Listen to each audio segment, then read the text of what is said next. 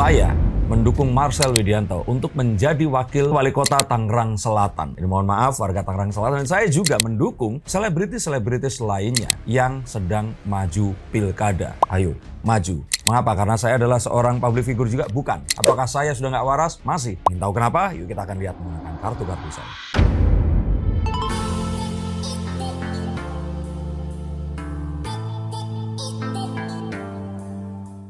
Halo Sensikers, kembali berjumpa bersama saya Denny Darko. Tidak ada yang namanya misteri, yang ada adalah tanda-tanda yang kita semua coba untuk mengerti. Saya berpikir bahwa calon-calon wakil daerah atau calon-calon pemimpin daerah yang datang dari selebriti atau public figure yang bergerak di dunia entertainment, ini adalah satu-satunya cara untuk membersihkan dan menyembuhkan lagi demokrasi di Indonesia. Mengapa seperti itu? Sebelum kita akan membahas lebih jauh, kita perlu tahu dulu mengapa mereka ini dipilih. Sesederhana mereka ini dikenal oleh masyarakat.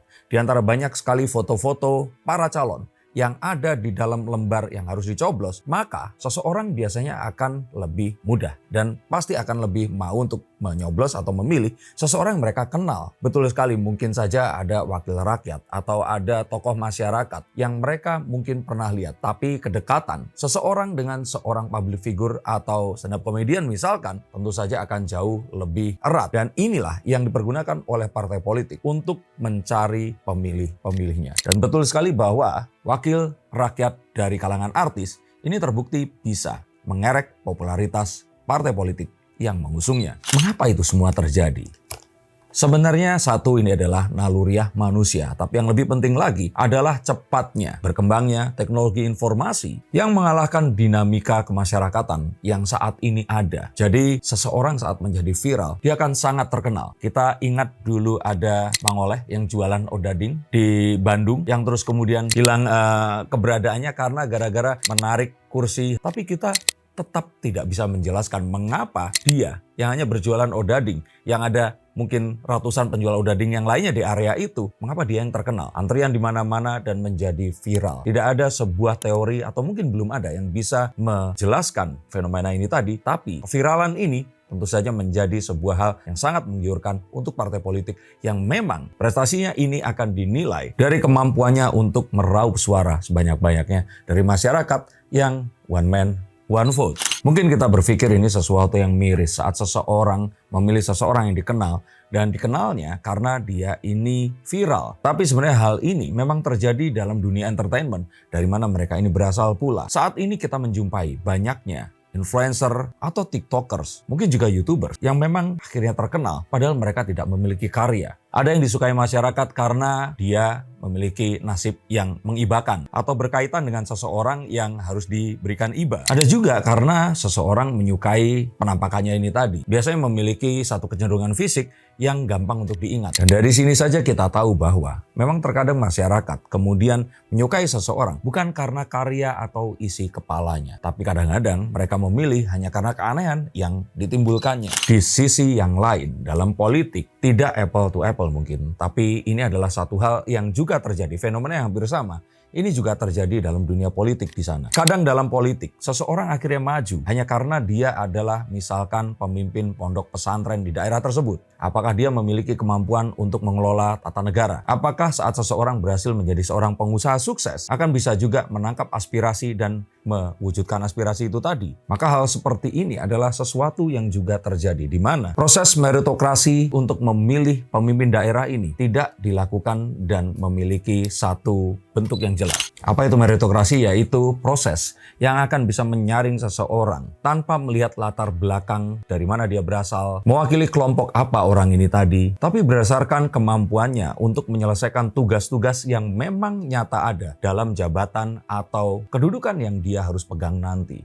Dan inilah mengapa saat seseorang terus kemudian terpilih, akan lebih mudah untuk memilih seseorang yang menjadi anaknya atau cucunya, dan inilah yang dinamakan dengan politik dinasti. Tapi bagaimana perpolitikan di era seperti ini, di mana segala sesuatu yang viral dengan mengesampingkan kualitas yang dimiliki akan ujuk-ujuk bisa mendapatkan kesempatan untuk menjadi siapapun. Dan kita akan melihat banyak sekali nanti, mulai dari Jawa Timur, Jawa Tengah, Jawa Barat, penyanyi, selebgram, artis dan pengusaha yang dulu pun juga pernah dituduh melakukan pencucian uang ini maju untuk mengikuti pilkada di 2024 ini. Masyarakat tentu saja tidak perlu untuk mencari tahu latar belakang mereka karena latar belakang yang mereka miliki, portfolio yang mereka sekarang ini nanti akan pertarungkan adalah apa yang dijumpai di laman YouTube mereka, channel TikTok mereka. Yang apakah mereka akan mengetahui tata kelola sebuah daerah? Tentu saja saya kira tidak. Tapi mengapa malah saya mendukung?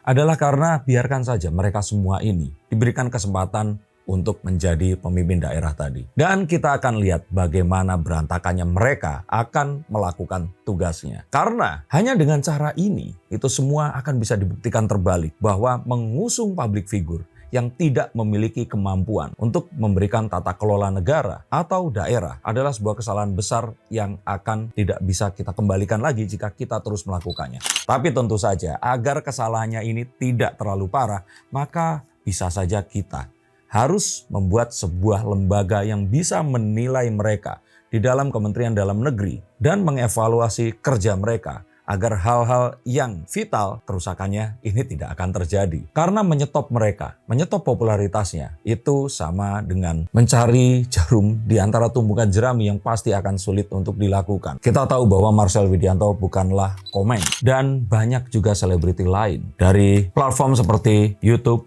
TikTok, bahkan juga istri-istri dari selebgram yang lainnya yang meskipun mereka ini di branding, mereka berkuliah di satu tempat dengan IPK yang luar biasa, maka sebenarnya akan sulit juga untuk membuktikan apakah kampus tersebut memberikan nilai itu dengan sesungguhnya atau tidak. Dan jikalau memang iya, saya pikir tetap perlu adanya sebuah form penilaian atau satu badan akreditasi yang akan menentukan apakah mereka ini pantas atau tidak. Bukan menjadi pimpinan daerah, tapi mengikuti laga yang akan terjadi nanti. Dan harapannya untuk pemerintahan yang berikutnya, untuk tidak terlalu silau dengan para selebriti yang hanya bermodalkan popularitas ini. Bahkan saya juga melihat beberapa yang popularitasnya pun ini nggak terlalu populer, tapi mungkin mereka akhirnya mengikuti ipar mereka yang lebih populer, suaminya yang lebih populer, yang saya kira tidak akan mungkin bisa dihentikan karena masyarakat mengetahui mereka, dan satu-satunya cara adalah dengan memberikan tempatnya, membiarkan mereka memimpin, kasih mereka 2-3 bulan, dan setelah itu ganti mereka dengan orang yang mungkin saja akan lebih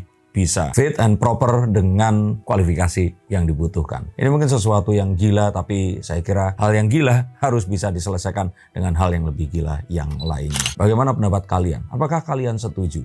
Atau kalian merasa bahwa ini sesuatu yang harus dilakukan? Coba tuliskan komentar di bawah sini. Sampai jumpa di konten berikutnya dan salam.